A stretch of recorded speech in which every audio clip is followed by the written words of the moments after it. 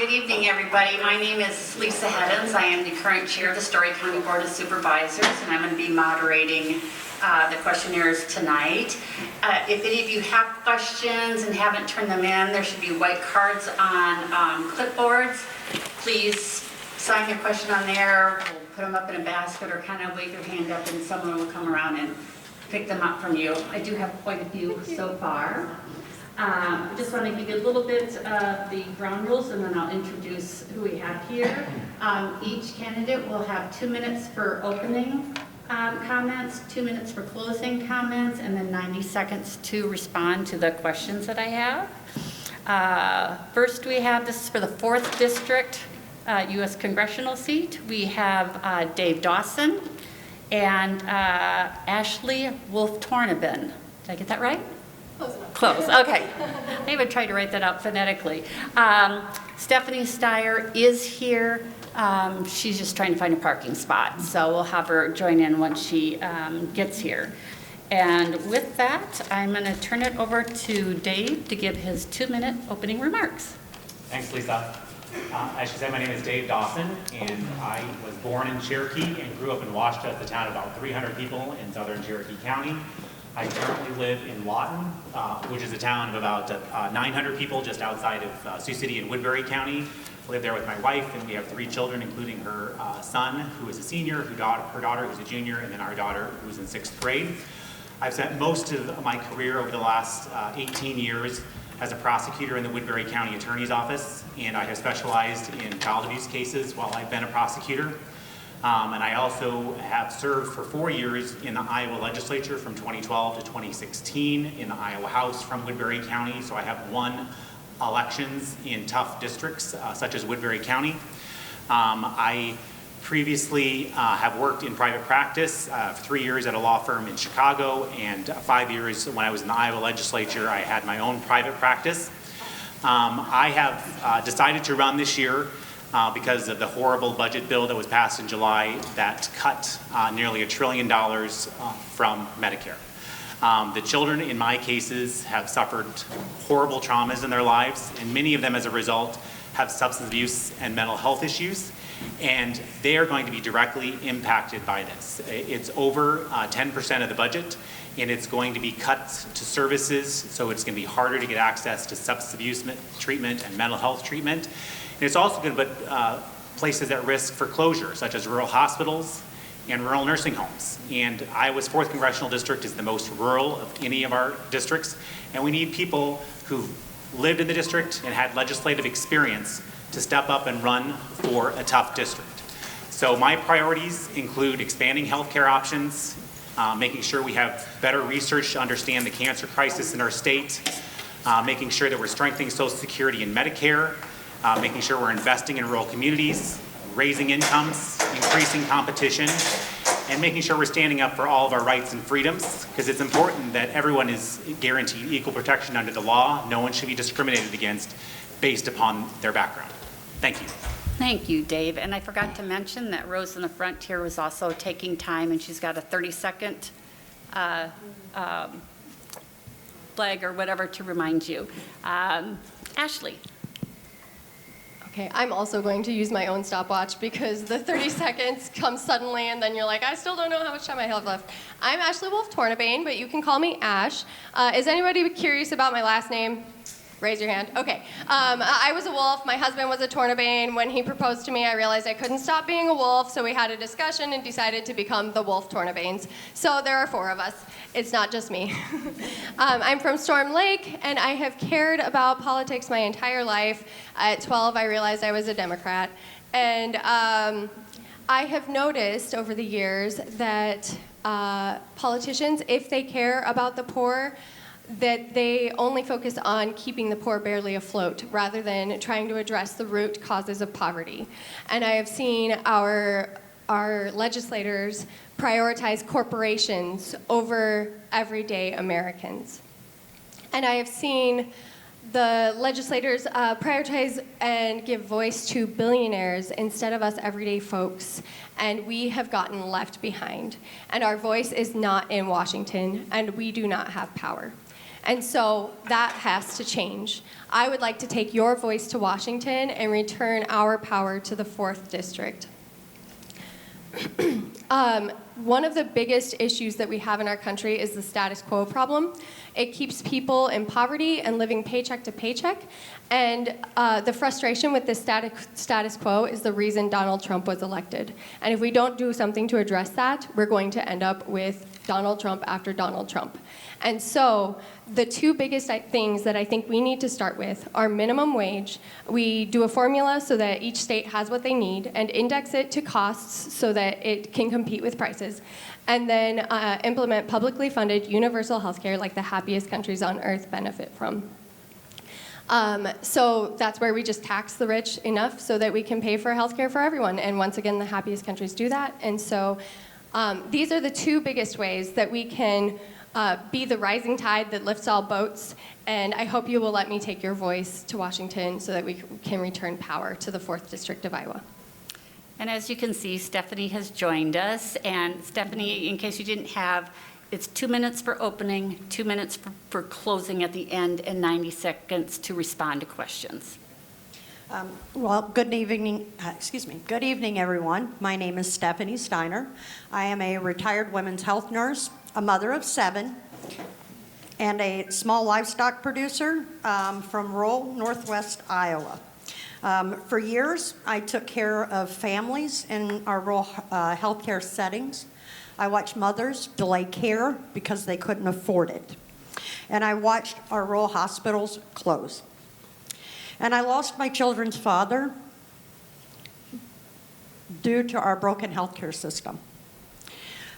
He passed away because he was denied access to critical medications that he needed just to survive. And I know what rural Iowa and working families need because I'm living it. We have stagnant wages. We're facing reproductive right issues.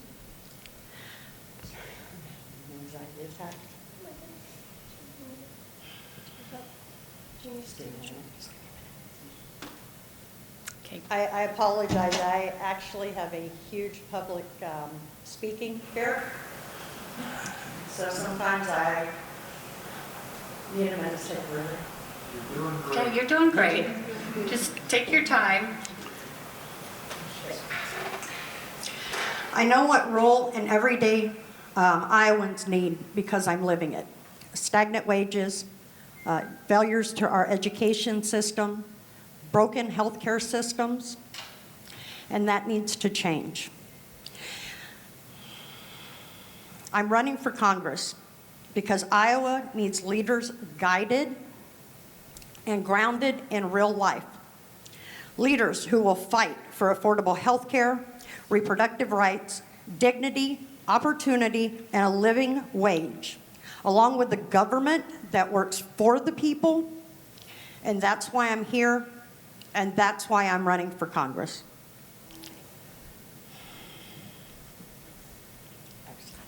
All right, thank you. Now I'll go into some questions. You are all welcome to respond, or if you want to pass, that's fine too. So the first question, it's kind of a statement and a question, was in regards to we need universal health care that's not profit driven. But with that, what will you do to ensure health care for low income people? We'll start with you, Ashley. Test? Okay. So as I said in my opening statement, universal health care is one of my highest priorities. I forgot to time, but I'll try to be brief. Anyways, and so it's, we in this country, the wealthiest country on earth, someone who makes $30,000 a year should be able to have the same chance of surviving cancer as someone who makes $1 billion a year. And so I think universal health care is the answer, especially in rural Iowa. Some people may say it's too progressive for here, but no, our rural health care facilities are closing. Thank you. We need to, if we pay every bill, our facilities will stay open. Providers will not be afraid to come here because they will have jobs, better job security. And our farmers who don't have employer health insurance, and now the ACA is threatened, they will have health insurance. It's just it's the answer. But until then, I will fight for expanding and protecting Medicaid and Medicare. Thank you. Stephanie? As my counterpart here, Ashley said, I support a universal health care system. In the wealthiest country in the world, this really shouldn't be an issue. We spend more money every year on health care than any other nation. And the fact is, according to KFF, if we instituted universal health care, it would save us $167 billion a year. So when people tell me that we can't afford it, that is a crock, and I'm gonna say it, okay? We can't afford it, and it's real simple. When the top 1% pays a 25% tax before they get one loophole and one tax break, we will have more than enough to fund universal health care. Until that time, we need to expand Medicaid, extend the ACA subsidies, and extend the program to cover more people so we are not left with millions of Americans uninsured and dying every year because hospitals will close and they can't afford their health care. Thank you. I support making healthcare a right for everybody that you could take with you no matter where you went, whether you switch jobs, switch states, or unemployed temporarily. You should be able to have it no matter where you go. And that's why I support what was passed through the U.S. House in 2009, which was the public option. And that gives people the choice to join a program that is affordable based upon what their income is or whether they have any income, and they would always be able to access health care. And I think that's important that people have that choice because I've been a more than 20-year member of my union as a county employee, and unions have negotiated away wages for many, many years. And if you want your healthcare system to stay the same with your private insurance, you should be able to have that choice. We shouldn't ban people from having that choice, but we should have that public option so that people are covered no matter what their circumstances are. Thanks. Okay, thank you. This next question will start with Stephanie. Thank you. I know that at least one of you has held office before, not at the federal level, but has held office at the state level. How will you be an effective congressional individual? How will you acclimate yourself to the way business is done in the House so that you can be effective quickly? Well, I understand that right now our system appears to only be set up for people that are part of that system. But that's not how America was originally formulated. Our government was meant to be a government of the people, by the people, for the people. And that means all people. Every person, every job, every school should have a voice representing them in Washington. You see the same names over and over and over. You watch political insiders start and make their career, this career politician, and that's their job, just a career politician. But that stamps out new ideas. It stamps out changes in the way that we think about education. If we had more teachers there, our healthcare system, if we had more doctors and more nurses, how we deal with our ag industry, if we had more farmers, how the unions run, especially with labor jobs, machinists, welders, electricians, plumbers.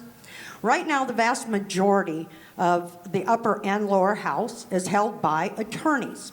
There are very few outside of that holding any other profession, which means those ideas aren't there.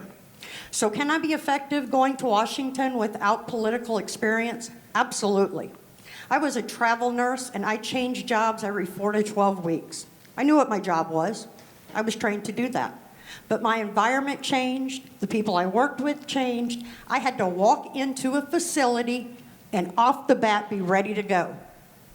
And that's what I plan to take to Washington. You don't need to be a political insider or someone who's worked their way up to be able to adequately represent your district or your Senate.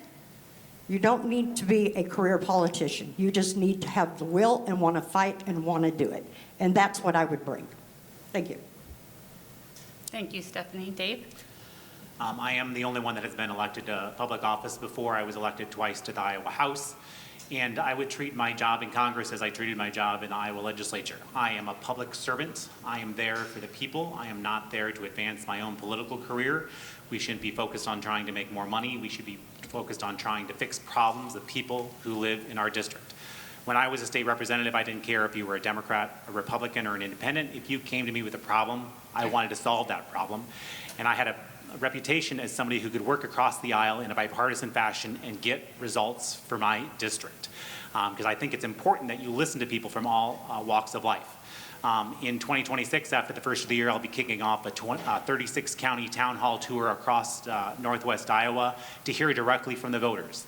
That's a novel idea these days. That's actually somebody running for office wants to hear from the people who live in their district. And if I were elected, I would continue to have town halls and meet with constituents and actually respond to your emails, respond to your phone calls, actually consider what you have to say about a bill instead of just voting with my party. Because you shouldn't be a hard partisan locked into one position. You should be able to learn new facts and take in new evidence. As a prosecutor, that's what my job has been. When I stand up for families and fight for justice, I want to do that in my job if I'm lucky enough to be elected as your next congressperson. Thanks. Thanks, Dave. Ashley? Can you repeat the question? Maybe. I think I just set it aside. Oh, I said that only one of you has held a position in government. How will you be effective in Congress, and how will you acclimate yourself to the way business is done in the House so you can be effective quickly? Thank you. Okay, so effective. So I think one of the most important things for a district is to have someone who has experience living an everyday person's life. And I've been on a tight budget my whole life. I lived in a trailer until I was 12. I've worked retail, I've waitressed, but I've also held leadership positions as the director of Christian education in my church and planning protests in my community. And so I'm not an unknown in my community, you know. And so I think that one of the experiences in my life that translates best to Congress was when I was the director of Christian education of my church, and Ellen can relate. She was also a DCE. When you're the DCE, everyone in the church is your boss. And when you're a congresswoman, everyone in your district should be your boss. And so you have to listen. I inherited a failing Sunday school program. I listened and I collaborated with people from all backgrounds. We definitely have Republicans, Independents, Democrats, people who are unpolitically involved. And we were able to grow our Sunday school program after the 6 years that I was there. And when any position I've been in, I excel quickly. And for instance, as an instructional assistant, after a couple months there, I was already being assigned some of the kids with the highest needs. And so I am good at quickly adapting to my situation. So. Great, thank you. We'll go back and start with Dave. The next couple questions are going to be environmental related. So the first one is, we are losing our topsoil. What will you do to help protect it? I did grow up in a small town, and my father ran a small agricultural business, and all of our customers were farmers, but I don't know the answer to every farm policy question. I think it's important that I listen to experts in the field, because we should be basing all of our decisions on the best science, and we should be funding research to figure out what is the best way to make sure we're not losing our topsoil, to make sure that our water quality is good, to make sure that our air quality is good. One of the biggest issues in our economy is the ag economy right now. It's costing more for farmers to have to plant their crops, and their prices are being thrown underwater because of tariffs and unstable markets.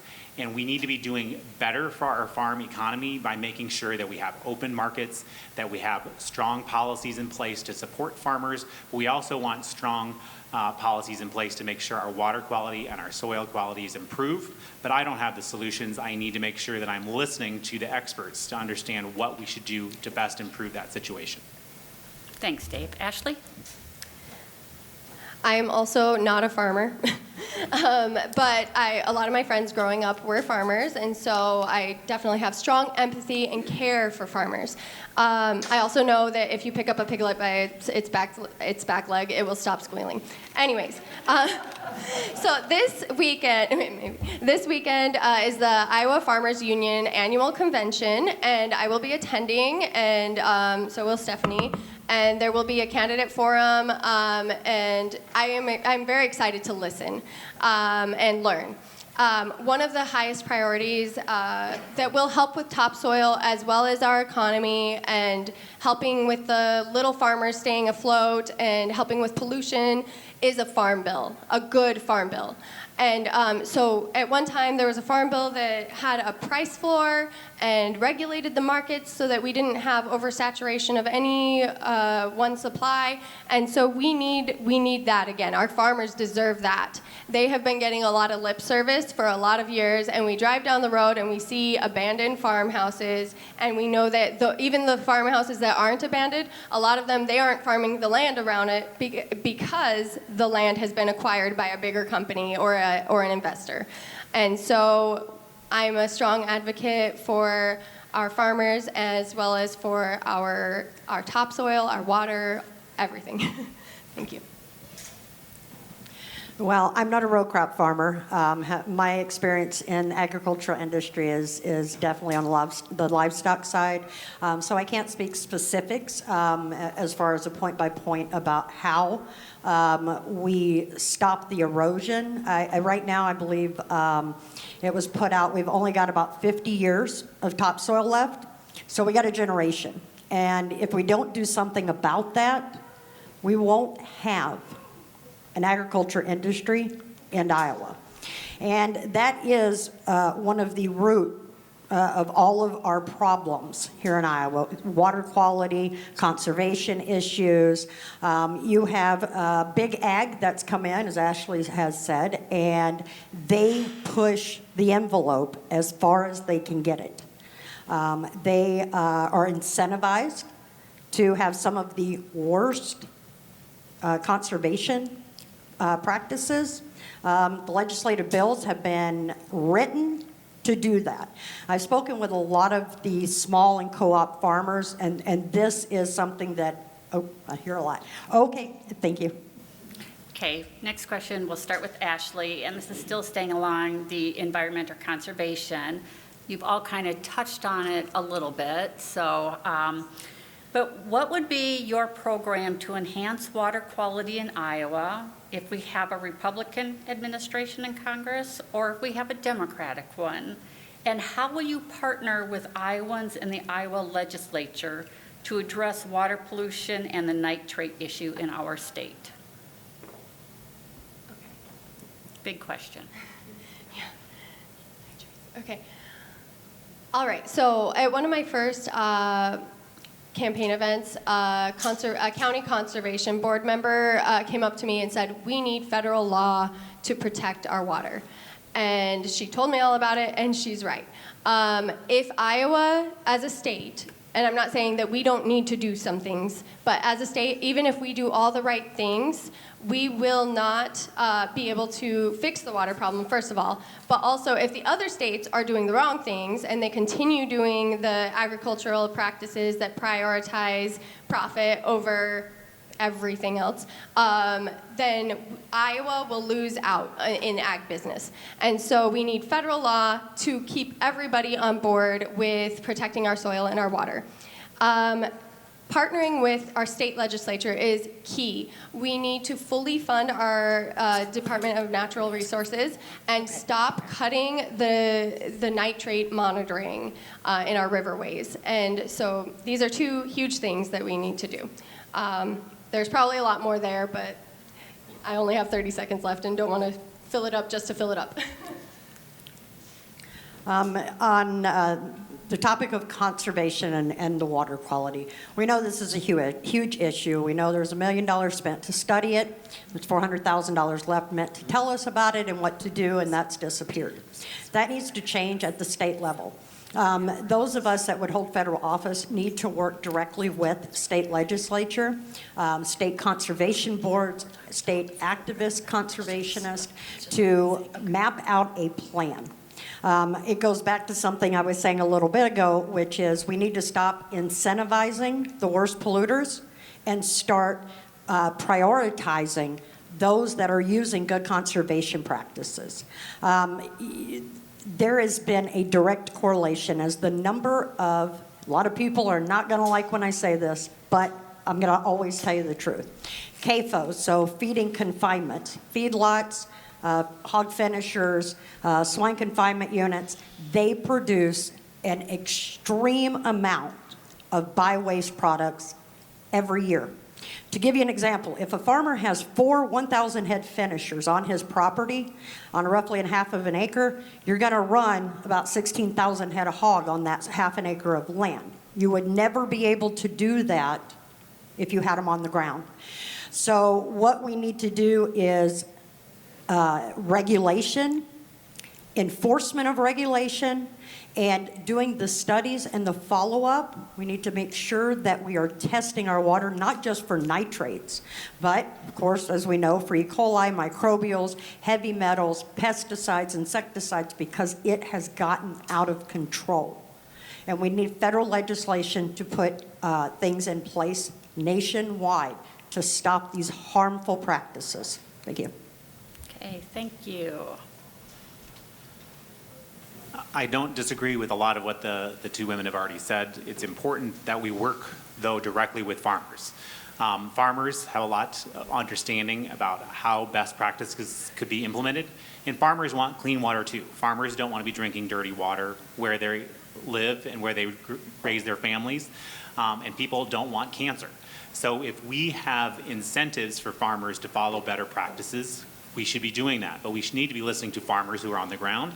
But we also should be listening to scientists telling us this is what's causing this cancer rate to increase. This is the better practice that we should be following. And having that long-term farm bill in place that actually provided guidance to farmers. This is how you could make greater income on your farm if you just follow this new practice that will be better for the environment, better for your water quality, and better for the air quality. And so we need to do better, but we need to have a nationwide plan to address these issues. Okay, thanks, Dave. I guess we'll start with Stephanie this time. Okay, this one has a comment and a question. First, they say, you're running against Veenstra's ghost, so I like you all already. But how do you plan to reach enough of Veenstra's supporters to win? Well, my plan's real simple. First thing I'm going to do is something he didn't, and that's show up. At your door, at your town halls, at meet and greets, at central committee meetings, at the library. If you've got something going on in your town, I want to be there. I don't care if you're Democrat, Republican, Independent, none of the above, something else. Because here's the thing, for far too long, this district has been ignored. For over a decade, only a small group has been listened to, and so many people have been left out and their voices drowned out. So for me, it's simple. I'm going to show up. I'm going to talk to as many people in the district, let them know this is who I am, and this is my vision for our district going forward. How can I help you get what you need to have a good life here? What struggles are you facing? What problems maybe you have ideas for? Listening, making sure people are heard, not being argumentative or putting people down. Because just because I'm a Democrat doesn't mean I can't talk to a Republican, and a Republican have a good idea. I know under our current political environment, that it seems that we have these two divided sides and that they hate each other and they're angry and they can't talk. But you know, when I moved here in 1996 into a small northwest Iowa town, it was beautiful. Everybody came out and helped everybody. And that's my vision for Iowa again. I think it's important that whoever wins this seat is willing to reach out across the aisle to people of all political persuasions and focus on hearing their problems and listening to them and providing opportunities for them to educate the state legislator or the next congressperson on how to fix these problems. What are your ideas? And so actually listening to people could be the most effective way of convincing people that you're willing to work for them. Because this is a job about public service. It's not about you as the individual. This is about you actually going and representing the people of your district. And if you are somebody who is common sense and reasonable and willing to listen, you can talk to people from all political persuasions. You know, you have to be able to go out into small towns, you know, like the ones I grew up in, and talk to people at their doorstep and talk to them and hear what their concerns are. And so, you know, that approach is something we haven't seen in a while, but it's something that we need to have more of in our public service.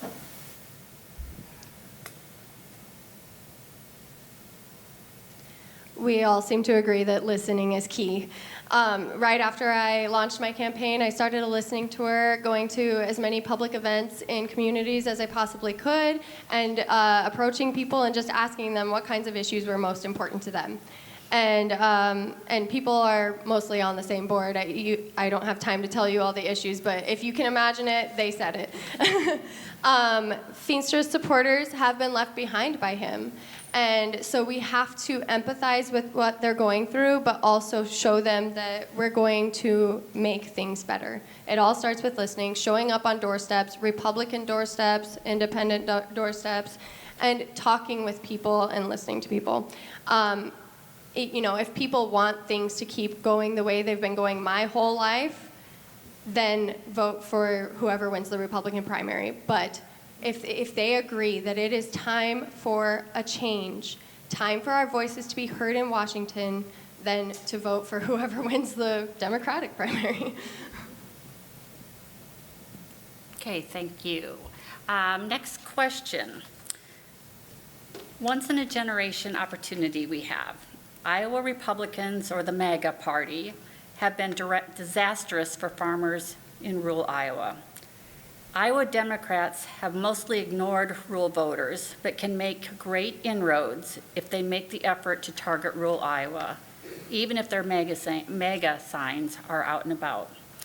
What is your campaign strategy for rural topics such as tariffs, expanding ag markets, health care, Medicaid funding, and wind and solar energy? And I'm happy to repeat that if any of you need that. I think you are, Dave. I agree that rural voters should be a focus of anybody's campaign in the 4th District. It's the second most rural district in all of the United States. We need to make sure that we are understanding the issues that the farmers are facing, not only with the rising cost of inputs, and also the tariffs. Congress currently has abdicated its responsibility completely. We've had nothing but whiplash tariffs for the last 10 months since this administration came into office in January, not knowing from month to month what the import costs might be for production, or what's going to happen in response. You know, China's not going to buy our soybeans. So we also need to encourage diversified markets. So we're not relying solely on corn and soybeans as our sole source of the farming economy in Iowa. Diversifying our crops would do a lot of good for our communities to have more of our homegrown food here in the state of Iowa. And we wouldn't have overproduction, because right now we've had high overproduction of both soybeans and corn, and we need to make sure that we continue to have markets.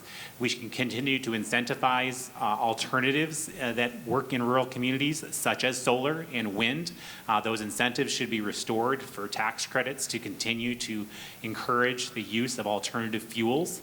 And while there are needs for ethanol, I think that continues to be a source of diversifying our economy. It shouldn't be the only alternative that we have for encouraging responsible renewable fuels. Can you repeat the issues that they listed? Yep. Tariffs, expanding ag markets, healthcare, Medicaid funding, and wind and solar energy. Thank you. The last one is important, and it was one that I was going to miss. Okay, so yes, it is important that we are here and make ourselves available and speak with MAGA voters. You can tell pretty quickly if you need to just move on after that first, like what issues are most important to you or not. But that being said, it has been found that if people leave MAGA, the next thing that they are most likely to embrace is progressivism. Because the reason they were voting for MAGA is because of the status quo, the frustration with the status quo, and Trump promised to tear it all down. Didn't have anything good to replace it with, but we progressives also have a problem with the status quo, but we do have plans on how to replace it. Tariffs, we see the reason behind the tariffs, but it was not the right tactic. If you want to create U.S. manufacturing, you put in the infrastructure first. You don't make it impossible to get the infrastructure. Expanding ag, you're totally right on diversifying markets. We need to diversify the markets, and that is something I would like to see in the Farm Bill. It's just healthier for everything. Healthcare for our farmers, universal healthcare once again. Medicare and Medicaid, we need to support and expand until universal healthcare is passed. And wind and solar is going to be essential moving forward. There's a lot of land that is farmed that doesn't need to be farmed, as Dave alluded to. And if we put solar on that, then we will be making a lot of headway in renewable energy. Thank you. I'm going to ask you one more time. I was writing those down. I've got tariffs, wind, solar, ag markets. Yep, it's tariffs, expanding ag markets, healthcare, Medicaid funding, and wind and solar energy. Okay. All right, thank you. Well, first off, the tariffs were an awful thing. It's easy enough to say this. Tariffs are taxes. Everybody that has common sense knows that. That is a power of Congress, and it should have never happened. Thanks to Trump using his imaginary tariff power against China, he has bankrupted, not just here in Iowa, but across the nation, many farmers. It is absolutely horrific. So those need to be repealed, and we need to make sure there's better guardrails so nothing like that happens again. Wind and solar, we need to restore those grants because we shouldn't, as Dave pointed out, be relying on ethanol. It takes, I read a study, 7 gallons of petroleum products to make 1 gallon of ethanol. That tells me right there it's really not a clean fuel. Okay, when you're burning 7 gallons of diesel and gas, when you got to plant the crops and you got to get it where it's got to go, it's not a clean energy. We need to invest in clean energy that is good for our environment, and it reduces energy prices because a big issue with farmers, input cost, and that includes energy. We need to, as far as their ag markets, we need to break up the grain companies that force our farmers into a position of this is what you're going to get, and if you don't like it, hit the road. We need to our farmers to be able to have a floor where they know that they're not going to get $490 an acre, and it's going to go from the Farm Bill right to the grain company, right to the seed companies, so we need to fix that. Thank you. Okay, great, thank you. I think we start with Ashley this time. What is your stance on term limits? Okay, so term limits is a tough one because people have very strong opinions about that. So I think that Senator Harkin got a lot of good done during a long time, and that the nature of our democracy has built-in term limits, and I know that incumbents do have some advantage, and I don't plan to be a career politician, but I do think that it is that term limits are a solution to a greater problem that could be solved better with proportional representation, which is something that I do not have time in 90 seconds to address or explain. But a lot of people don't know about it. So please, if you do anything after this, look up proportional representation. It is something to work toward. But expanding the House of Representatives is a part of that. And yeah, so I think that's all I forgot to time myself. So yeah, there's my very disorganized response to that. So I've already signed a pledge when I started my campaign to, if I'm elected, when I'm elected, to try to get legislation that would in fact enact term limits on senators, on House of Representatives, on Supreme Court justices, on every federal elected position. Again, this is a public service role. It is not meant to be a career path. It has been, for lack of a better word, through the years, become perverse. You know, you have people that are going well into their 90s, Senator Grassley, and they're not really doing what they were put there to do anymore. The longer they're there, the more they're looking out for themselves, their big donors, their back pocket, and the less they're looking out for the people they're meant to represent. We know now our Supreme Court also needs term limits.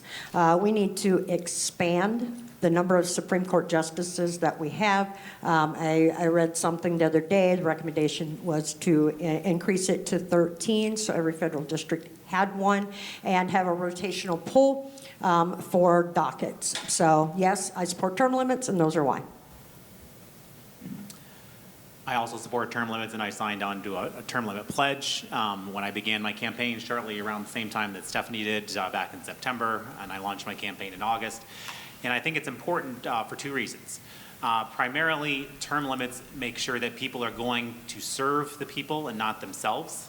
And also it brings in fresh ideas. I think we've learned after having somebody in Congress from Iowa since 1974 that maybe we need some new ideas and some fresh faces.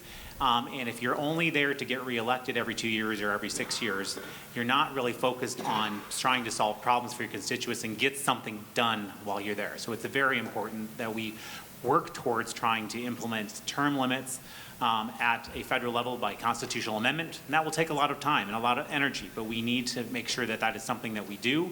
I also think it's important that we take action to overturn Citizens United. We should not have unlimited funding in our campaigns. Corporations are not people. Money isn't speech. We need to make sure that people are listening to voters and not dollars. And that is another thing that would help reform our system and get money out of politics. Okay, thanks, Dave. I think we're back starting with you first. We've all heard this in the news about various states, Texas, California, Indiana, for example, with wanting to redo their districts to eliminate more Democratic-leaning districts or gerrymandering. So what ideas, mandates, bans, or guidelines do you have in mind that you would address gerrymandering districts? That would probably also require a constitutional amendment. I really like the system that we have in place in Iowa. There's a nonpartisan legislative service agency that every 10 years after the census redistricts Iowa. People think some of the districts are gerrymandered because they have a weird shape. However, they're not supposed to base it on population of Democrats versus Republicans or independents. There are contiguous cities that are supposed to be included, contiguous counties are supposed to be included, and it's supposed to be just looking at district boundaries. And that would be great if the entire country would do that. And we're in the middle of an election cycle, and we should not be changing the rules in the middle of an election cycle. We should only be doing this once every 10 years after the census, which is what the Constitution requires that we do. So it's been very disappointing to see so many states jump on the bandwagon of we have to try and fix our districts to make sure we have the outcome that we want in an election. That's not how elections are supposed to work.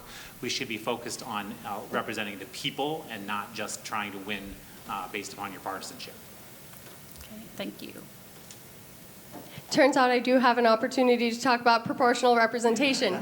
So proportional representation cures gerrymandering, because instead of having a first past the post system where whoever gets the plurality, it doesn't even have to be a majority, whoever gets that wins everything. So you can end up in races where 60% of the people are unrepresented if an independent gets a high percentage, like a 30% or something.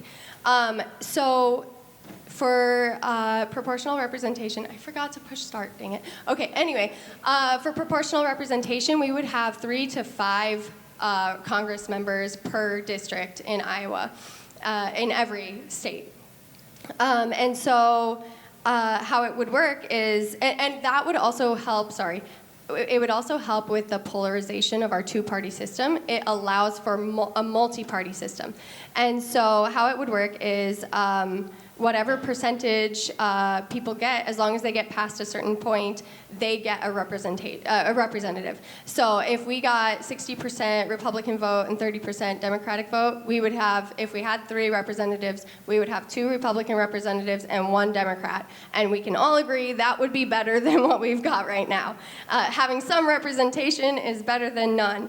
And so when you do that, there's no point in taking from one district into another, because everyone gets counted in that district. And so I think this is what we need to do for the House of Representatives, because you can't gerrymander already for the Senate. And so this is a huge democratic reform, but we need it. It will cure so many problems within our society. With the partisan gerrymandering that's going on in multiple states, Indiana has now said they're not going to participate, and that big thing on that was because our president used an R slur and upset a MAGA member. Instead of the MAGA member saying it's wrong and I'm just not going to do that, he'd have a personal insult and be upset at the president. The truth of it is we need a nationwide ban on gerrymandering, and we need to have a nonpartisan committee that every 10 years with the census does that.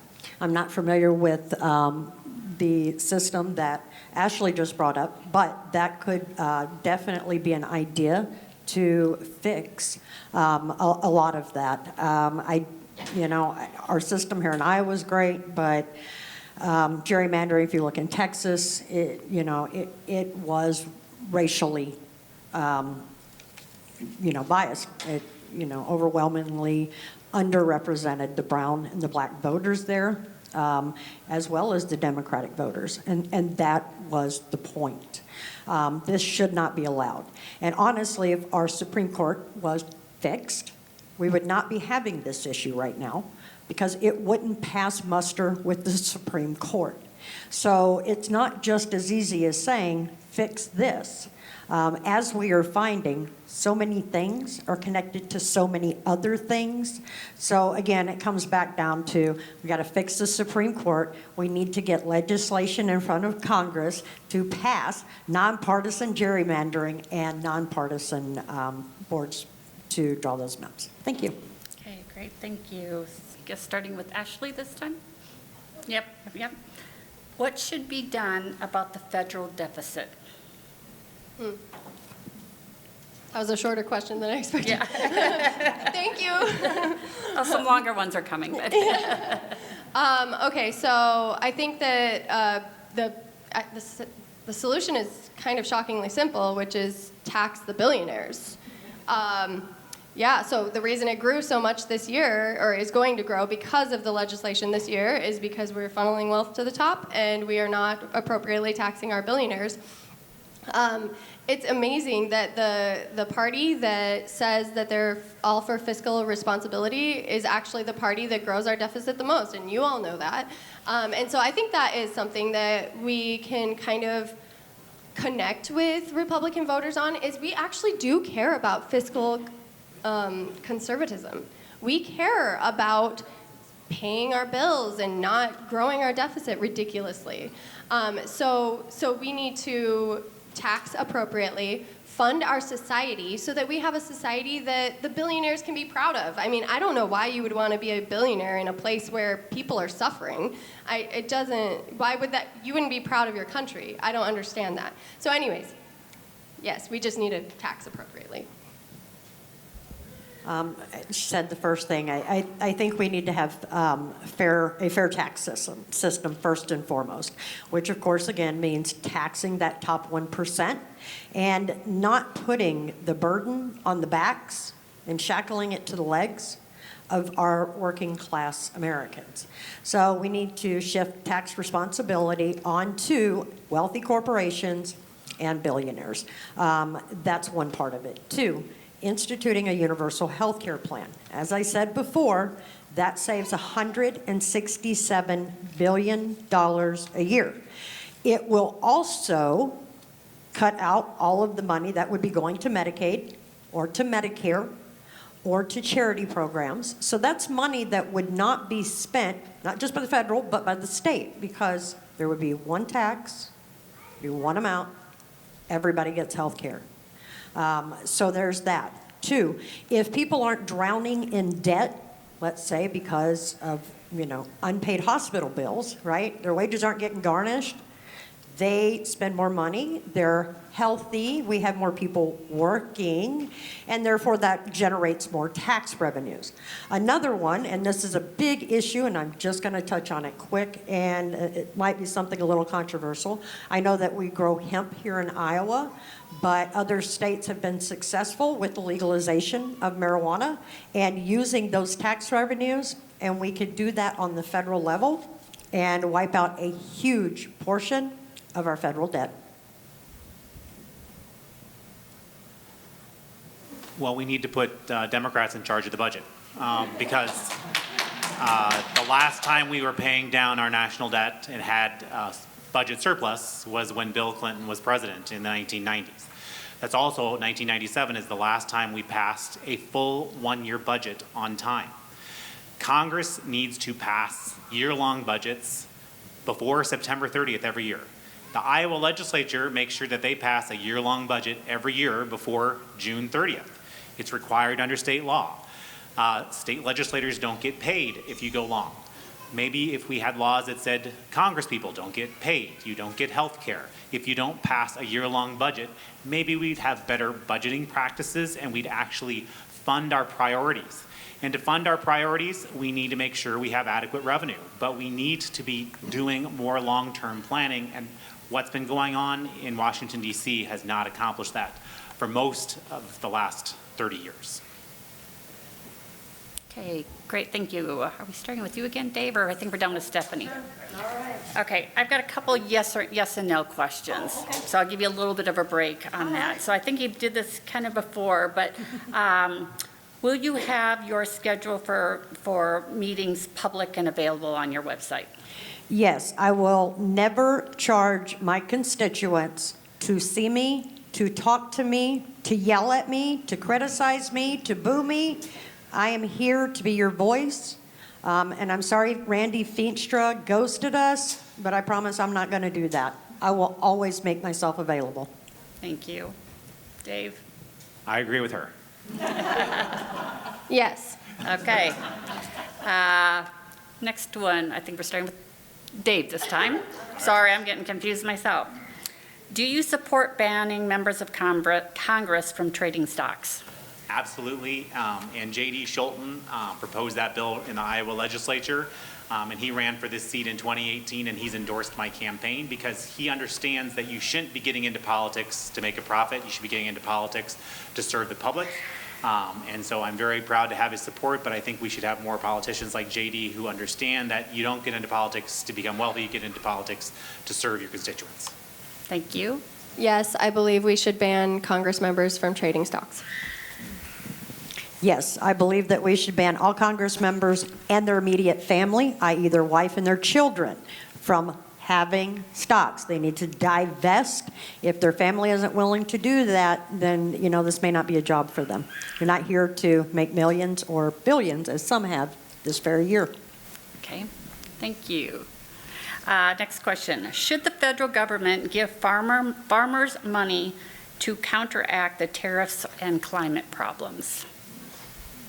That's a yes or no? No, that one's not. The other two are the easy ones, or the lighter ones. I shouldn't say easy, they're the lighter questions. Okay, you know, I guess the federal government made this mess, and our farmers are suffering, and it's not sustainable to keep doing this, but I believe that our farmers, our family farmers, deserve to be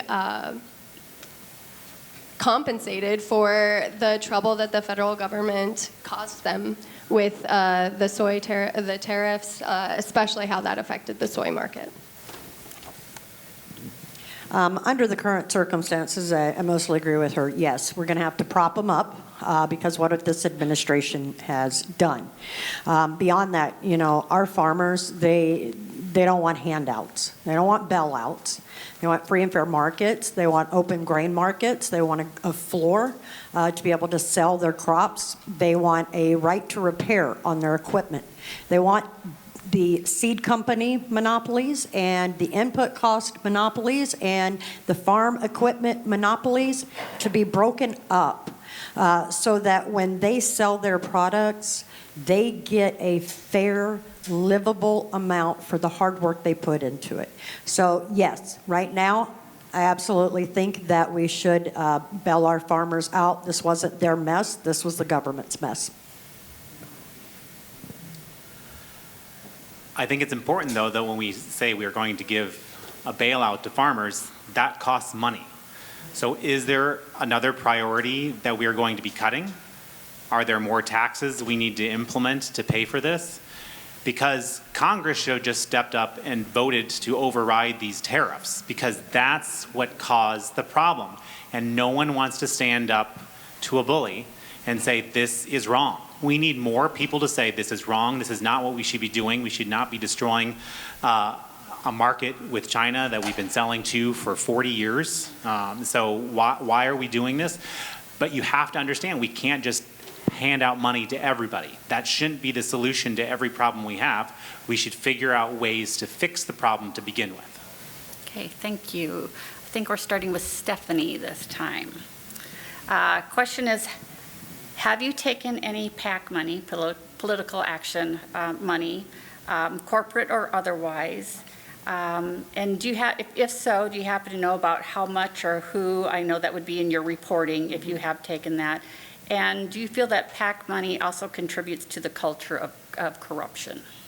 So no, I have not accepted any PAC money at this point. All of my contributions have come from just everyday people from here in Iowa and across the nation, actually. But no, I have not accepted any PAC money. I also understand that certain things, like our Democratic Central Committee meetings, they form PACs to be able to donate to candidates. So not all PACs are these horrible, evil things we make them out to be. Super PACs, yes. Things like APAC, awful, right? That needs to stop. Things like that need to stop. That's foreign government funneling money into our elections. And there needs to be something done about that. We need to get corporate, super PAC corporate money out of our elections.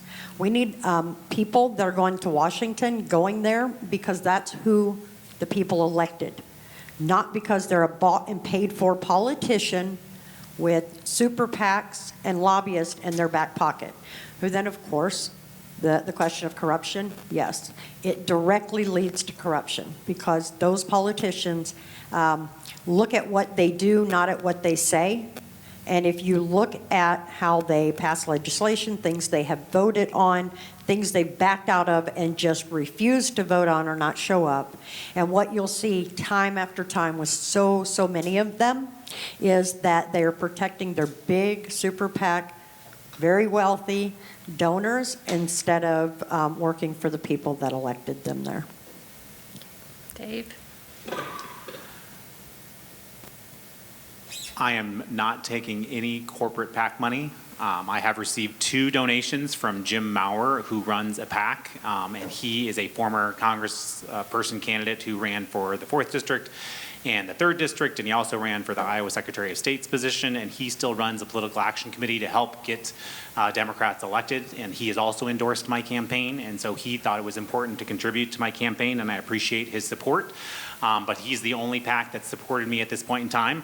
I think it's because there's a 3-way primary that a lot of good PACs that I have received money for in the past.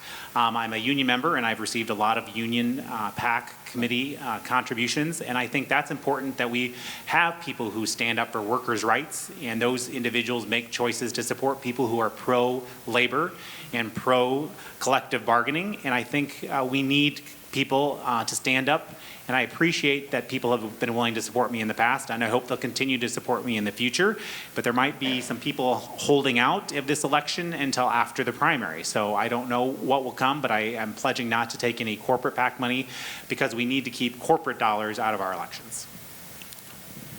I have not and will not take corporate PAC money or APAC money. And I do think that corporate PAC money and APAC are part of the corruption in our government.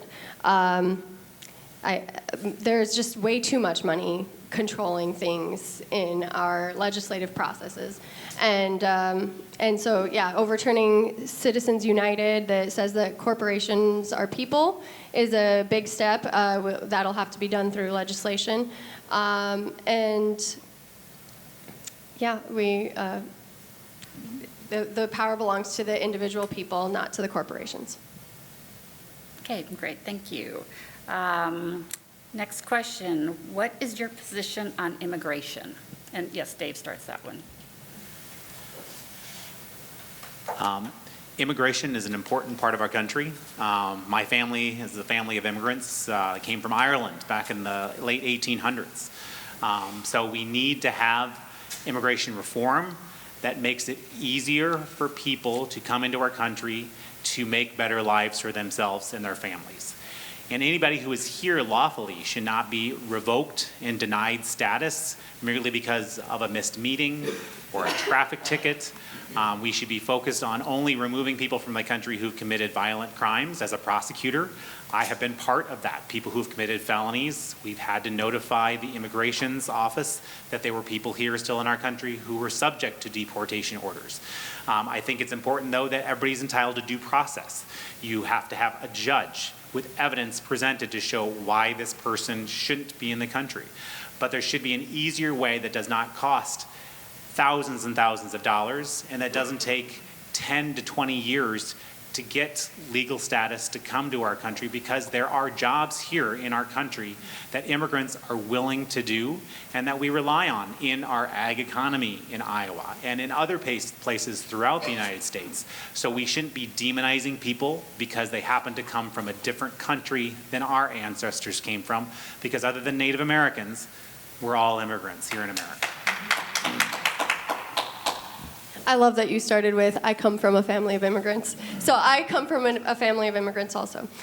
Immigrants are part of the fabric of the U.S., and including especially the more recent immigrants. And I just love that at the base of Lady Liberty, it still says, give me your tired, your poor, your huddled masses yearning to breathe free.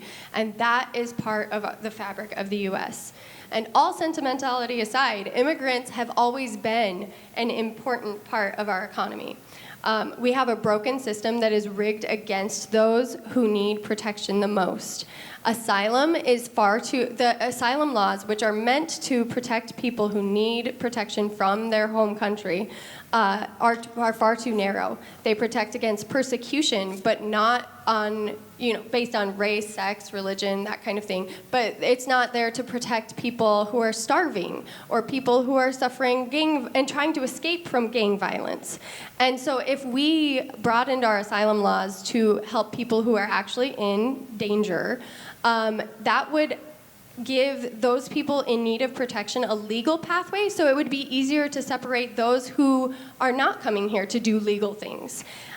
We need to stop letting immigrants be a scapegoat that distracts people from the real people taking from society, which is the billionaire class that does not want to share their blessings with society. So.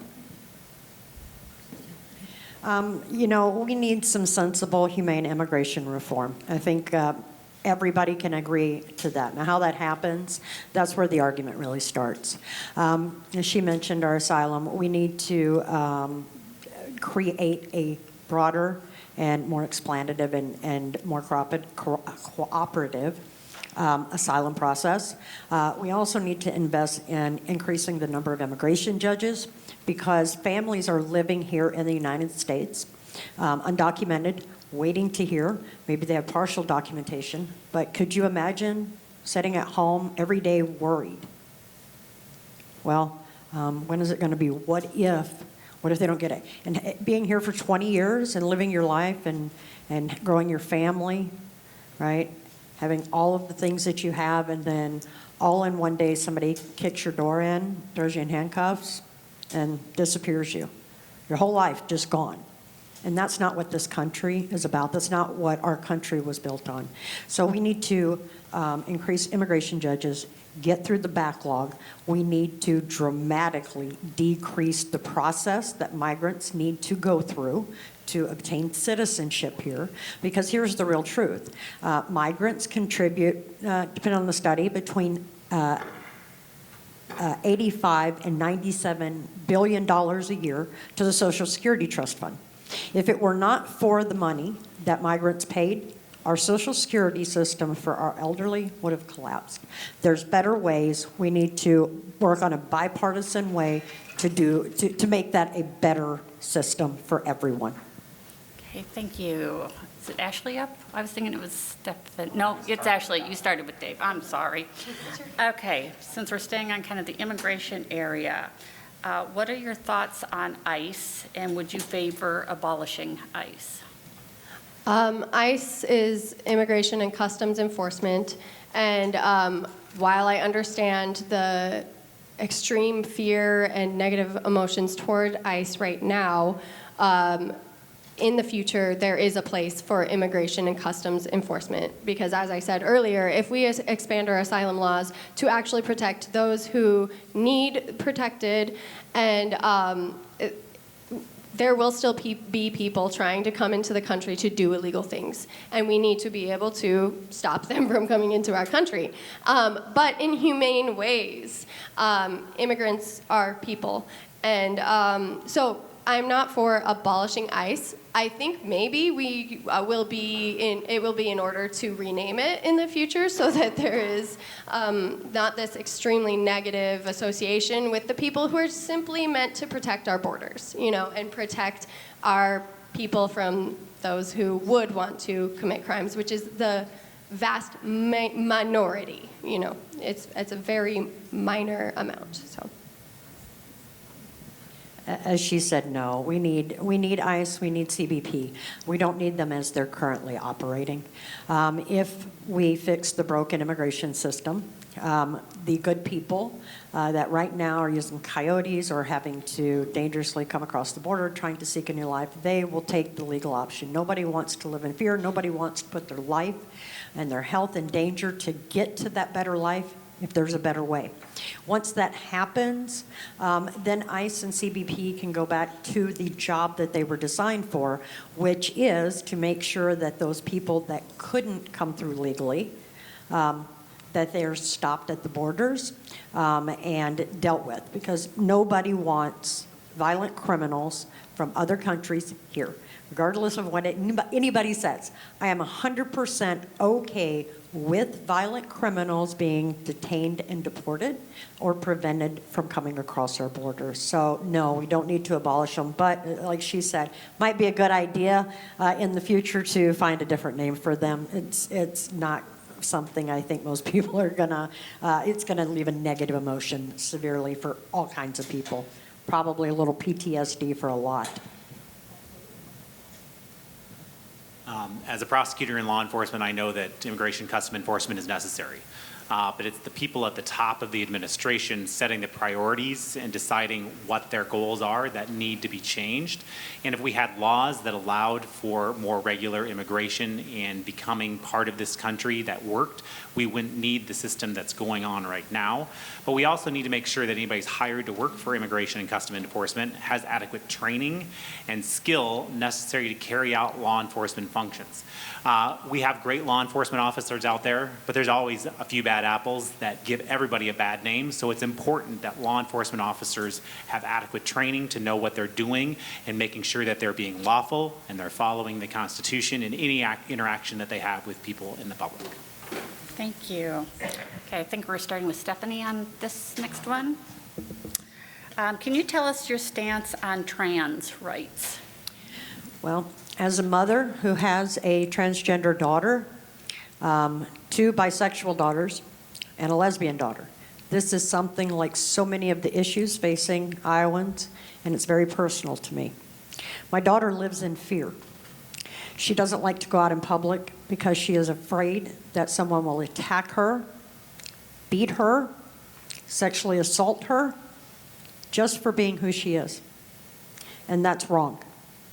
Every person, no matter your age, your gender, your sexual orientation, your religion, those things should not matter when it comes to basic human decency rights. Those should be equal across the board, period. I know that this is something that the GOP has really stirred up. When they really want to try to distract, they start with these culture wars, and this is one of them. We're talking about an extremely vulnerable population, which represents less than 1% of our national population. They don't want to scream at the top of their lungs and announce that they are transgender people. They want to silently live out their lives as the men and women they are and be given the same rights and respects as every other human being gets. And that is my stance on trans rights. Thank you. I think it was terrible what the Iowa legislature did this past year, passing a bill to strip away civil rights from people who had had protections for more than a decade. We shouldn't be discriminating against people in housing or employment just because who they are. Equal protection is an important principle in our Constitution. It's something that I took all the way to the Supreme Court in one of the cases I won in a 7-0 decision to the Iowa Supreme Court to enforce the Equal Protection Clause and make sure that children were treated equally in cases that I prosecuted. And that was important to me, and it struck down a statute that passed the Iowa House, the Iowa Senate, and was signed into law by Democrat Tom Vilsack. It was a law that I did not believe was fair, and I took on that battle, and I even argued against Tom Miller's Attorney General's office, who was a Democrat, because I believe that people should be treated equally no matter who they are. Trans rights are human rights. Trans people are people just trying to live their lives. I'm glad we're all in agreement on that. I was also deeply disheartened by the Iowa legislature's decision to strip the civil rights for trans people. It is also, as Stephanie mentioned, an unfortunate distraction technique to once again distract from the real people who are keeping us from living our happiest, healthiest lives possible. But until they are no longer being attacked, we need to focus on protecting trans people. Okay, thank you. We'll do a few more questions, about 10 more minutes, and then we'll wrap it up. Earlier we talked about rural Iowa, and that discussion went more towards farming, but there also are small towns in rural Iowa. And, you know, districts that are towns that are dying because, you know, there's not enough jobs or not enough people are living in those communities. So what could you do if you win the election at the congressional level to help change that discussion and to help not only rural areas, but those small rural communities? one of the issues we really have not touched on tonight is education. And many small rural communities throughout northwest Iowa and western Iowa are dying off because they've lost their school, because for too long we have underfunded our public schools. And we have now implemented a voucher system in our state that's draining public dollars to private institutions. And we should be at the federal level not encouraging the draining of education funding, but encouraging additional education funding. Federal government shouldn't control local school boards in how they teach or what they teach, but they should be encouraging adequate funding so that we have a strong public education, because a strong public school system in a community helps that community stay alive. It encourages people to stay there, for businesses to grow there. But we should also be having a rural revitalization by having small business loans be more readily available to businesses in rural communities. Oftentimes, farmers are able to get low interest rate loans to make sure that they have the ability to sustain their farm business. We should have those similar types of loans that help encourage small businesses stay in rural communities, because you can be a very successful business person in a small town if you just have that little step up, and we need to do better. So investing in rural communities, not just in ag communities, is important. Absolutely. One of my first stops on my listening tour was to Ruthven, and the people there were really concerned about their rural community, and they want someone to fight for rural communities. I think that some rural revitalization grants would be in order. I love the idea of the small business loans, but yes, absolutely, the education and I will add healthcare are two essential aspects of rural economy. And our state legislature, as well as now our presidential administration, has been attacking both of those things. So our public education has been underfunded year after year. And then our schools consolidate, and people throw up their hands and are unsure why that happened. It's our Republican legislation. And then our hospitals have been closing because Medicaid and Medicare keeps being underfunded and cut. And so this is yet another, supporting public education will be essential to supporting rural revitalization, as well as universal health care, because not only will hospitals be able to stay open and providers will be attracted to smaller communities because they may want to live a more rural life, but they just don't have safety there. But also, small businesses do not have to worry about finagling with private health insurance industry, the private health insurance industry, if they're trying to have a small business in a rural place. Well, and I know everybody wants an easy answer to this, but it's quite complex. For decades, of course, Iowa has relied on its agricultural community. Small co-ops and family farmers, when they raised their crops, when they raised their animals, those were their crops and their animals. So when those things went to market, that money was funneled back into the rural communities, and they thrived. Over the last couple of decades, I think nationwide we've lost like 300,000 farmers. And this is something that really is hitting here in Iowa. Our small co-op and family farmers are disappearing as multinational agribusinesses are coming in and scooping up all that land. Farmers are feeding livestock and not owning them. So when those animals go to market, when those crops go to the grain, instead of that money staying in the communities, it gets funneled off to California, New York, wherever that board is. So we have to focus on other ways to make these towns thrive. We're going to have to get creative.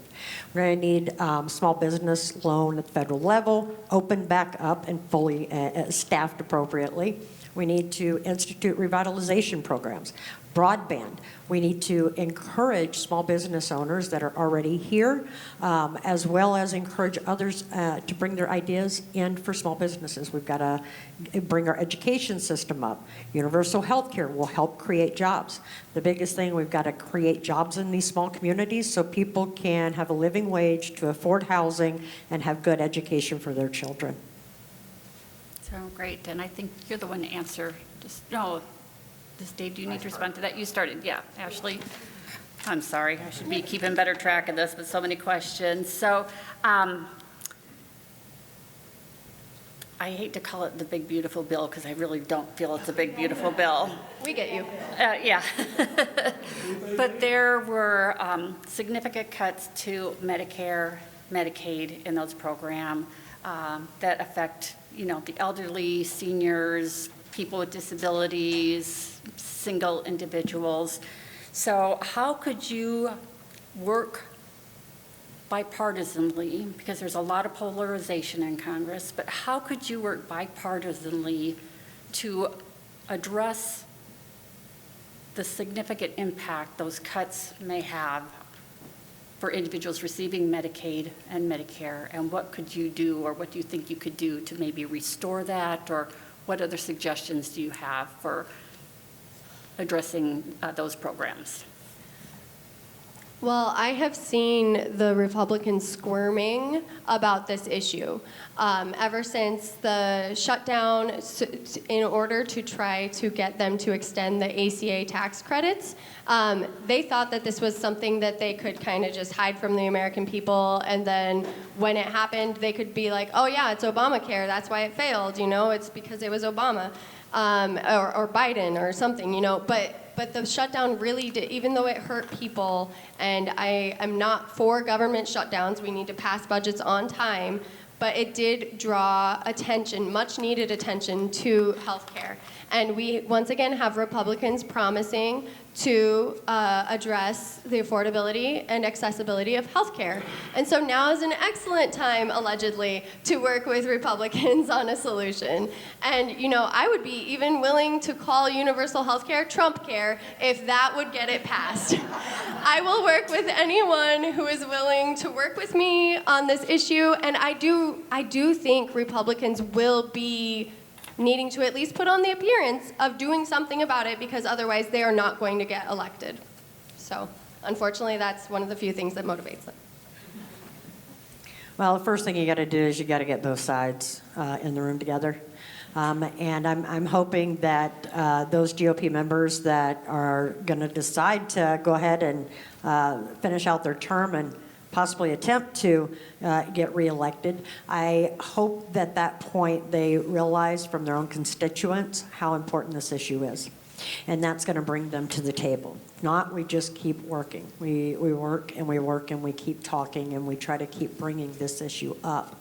And I'm like with her, if Trump needs his ego stroked, if he hasn't had a stroke by then, we call it Trump care. Right? He can have that, if we get it, then he'll tell his GOP, hey guys, go get that real quick for me, it's my idea. And maybe that's what we should do. Tell him it's his idea and it's Trump care. But no, we definitely need to work on a bipartisan basis. This is something that the American people need, this district desperately needs, because no one should be dying or going without just because they don't have health care. Migrants are not the ones that are going to lose those health care dollars that are actual citizens here in the 4th District. It's going to cause our hospitals to close, and that is going to be bad for us. And I think the biggest thing we can do is to continue to contact our legislators, our senators, our representatives, and tell them how this is affecting us. Those phone calls, they make a difference. And I'm willing to work with anybody to get something that is helpful to the American people in Congress passed.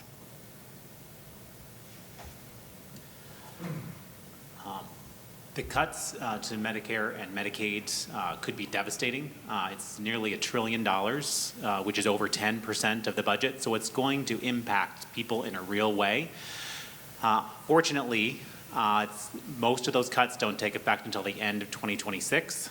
So hopefully when I'm elected, we can take office in early January of 2027 and reverse those cuts, because we need to make sure that we have funding available for the most vulnerable people in our society. People who are on Medicaid can't afford health care any other way. It includes a lot of our seniors who are in nursing homes, who could run out of opportunities to stay in a center that helps keep them alive. We need to be doing better for the most vulnerable people in our communities. And the other thing is the $50 billion add-on that the Senate added for rural hospitals is not going to be enough for all 50 states to make up the shortfall. And hospitals will have to start cutting staff or cutting services or going out of business. So we need to make sure that those healthcare cuts were restored, and hopefully we still have time to do that. Thank you. Last question I'll do before we go on to closing comments. And I just want to say to the audience, I know I didn't get to everybody's questions. We had quite a few. Some of them I tried to combine, but I'm going to assume the candidates may be around for a little bit afterwards if you want to talk with them directly afterwards. So this question is, what do you propose to significantly reduce the wealth gap in this country? And if you can be specific, because this is a hugely important issue. Well, first and foremost, trickle-down economics doesn't work. We can all agree to that. First thing we have to do is a fair taxation system. Too many everyday people, hardworking Americans, are losing large portions of their taxes or their wages to taxes to benefit and give $300,000 a year tax breaks to billionaires. It's a little unfair. We need to give those workers that money back and shift that tax burden. That's one. We need to be investing in small businesses. Right now you see a lot of businesses, large businesses monopolizing things and shutting out small businesses. They will just run them out of town. So we need to make sure that we have services available for those small businesses because everyday people having those bring them from being just a worker to a business owner to then an employer.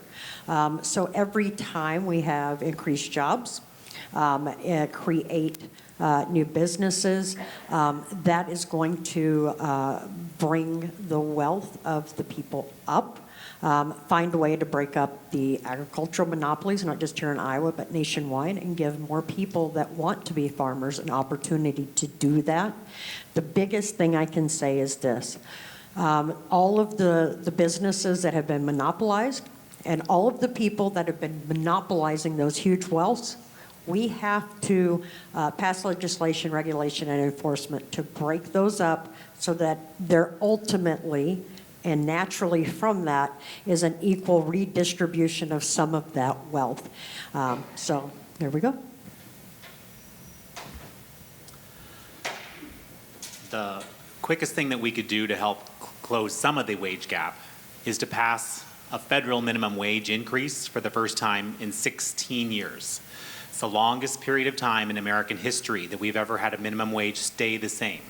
The previous longest period of time was for 10 years, from 97 to 2007. And what happened in 2007? It's when Democrats took back control of the House and the Senate, and we have a real opportunity to do that in this next election. And we can actually bring wages up to a livable wage, and that will raise wages for everybody. We can also, of course, enforce anti-monopoly laws that are already on the books to make sure that big corporations are not controlling and fixing prices. But we can also pass laws to make it easier for collective bargaining units to be created and unions to be joined by people so they have a power to come together to advocate for better wages for everybody. We shouldn't have the top CEO making 100 times more than the frontline worker in their corporation. And we didn't have that back in the 1950s when we had, sometimes some people think was a strong economy.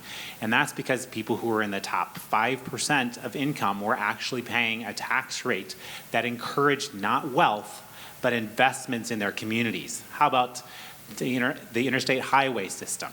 Doing something more for our communities, investing in healthcare, making things more affordable. We need to be doing this for everybody in our community and not just focused on the people who are donors to campaigns. Yes. I agree that we need a minimum wage increase. I think we need to do it intelligently and have a formula instead of a flat federal minimum wage so that Iowa has the same buying power with their minimum wage as California does, because we can all agree that California and Iowa do not need the same minimum wage. And then another thing to make the minimum wage sustainable is to index it to cost of living, so that once the wage is increased, if costs go up, it doesn't immediately leave the minimum wage behind.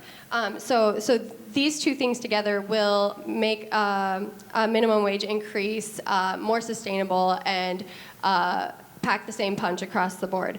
I agree that we need to actually enforce our anti-monopoly laws that are on the books and prop up unions and collective bargaining. Right to work laws are the exact, they're really just the right for the rich to stay rich or get richer laws. And so yes, we need to fight for everyday Americans to once again have power. Great, thank you, and I want to thank you all for being here. Now, as we go to closing, we'll give you each 2 minutes to do your closing. Oh, Stephanie, I'm sorry, you have not responded to it. I thought you started. Yeah, that's what I thought. Okay, gosh, you guys. It's only 8:20, you know.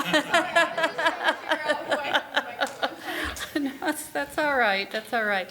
So we'll do 2 minutes for closing and stuff, and then just go ahead and just pass it on down as you have.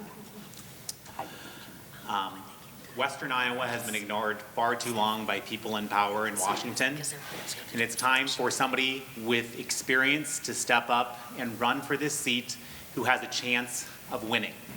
I have a record of winning legislative races in Western Iowa, and that's who we tend to vote for when we try and elect somebody to higher office.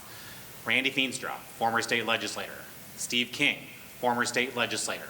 We need people with experience who can get the job done on day one, but we also need people who are willing to serve their community. I've been a prosecutor, a church elder, a coach, a volunteer, a board member for the Community Action Agency, which oversees Head Start and Early Head Start programs, vice president of a board that oversees services for people with intellectual disabilities, and current president of a community coalition that oversees child abuse prevention dollars. I'm somebody who's been active in my community, who cares about the least among us, and wants this job not for personal political purposes, but to serve my community and make things better for my constituents.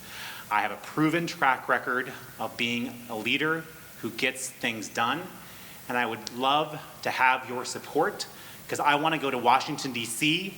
and fight for working people, fight to keep rural hospitals open, fight to strengthen Social Security and Medicare, and fight to make Iowa better.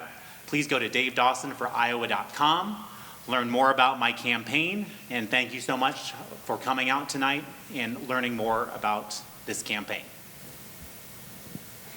Thank you all so much for coming. There's a lot that we can't address up here in 90 seconds, and then also we are human and sometimes our mind goes a little blank, such as with the topsoil question. Don't farm naked is the obvious answer there, which means put in cover crops. But anyways, so if you would like to learn more, I would appreciate it if you'd pick up one of these little sheets in the back. You can scan the QR code to get to my website and learn more about my stances. Also, you can say what issues are most important to you on there. You can let me know. And if you don't do QR codes, there's just WolfTornabaneForIowa.com on the back. Remember to vote on June 2nd. I once again forgot to start my stopwatch. But so I'm also doing a 36 county town hall tour. I started the weekend before Thanksgiving, and I'm looking at the notes that I wrote down that I wanted to make sure that I don't forget. The two notes I want to end on are, I recently finally watched Mr. Smith Goes to Washington, and I loved the line, and I will borrow it here. What I may lack in political experience, I will make up for in fight. And I want to leave you with hope, because we are being beaten down, and the people we love are being beaten down. And what this administration doesn't realize is that the more they beat us down, and we survive it, the stronger we are. And the more passionate we are to fix this and build a better future. And so I hope you will let me take your voice to Washington and return the power to Iowa's 4th District. Thank you. Well, I think that Iowa deserves leaders who are truly understand what it's like to live here in the 4th District, because they are living that. And though experience in a lot of ways is really important, what we've seen over the past decades is the same cautious, careful Democratic Party. Unfortunately, what we see a lot of too, though, is shifting politicians, right, who, want to play both sides of the aisle. They can't take a hard stance on something, but when it ends up coming down to the wire, they choose things like Big Pharma, Big Ag, Wall Street, these kinds of things instead of, hometown and Main Street, making sure that our hospitals are properly funded, that people have appropriate health care, that children are not starving in our communities, that their, aid isn't being cut. I may not have experience as a politician, and I tell you, I never want to, okay? I never will become a career politician. I think that's the problem. Einstein said, when you do the same thing over and over again, and you expect different results, that's the definition of insanity. So I think it's time we take a bold new move. And instead of putting established politicians in Washington, let's send our farmers and our teachers and our nurses, our machinists, our welders, our union workers. Send real people to Washington, because together they will help each other solve the real problems that rural Iowa, urban Iowa, and suburban Iowa are facing. I would be honored to earn your support. You can go to steinerforiowa.com and learn more about me. I have handouts there. You can also email me, s.steiner@steinerforiowa.com. I get all of my emails responded to within 48 hours. Thank you. All right, thank you to all our candidates. Let's give them all a round of applause.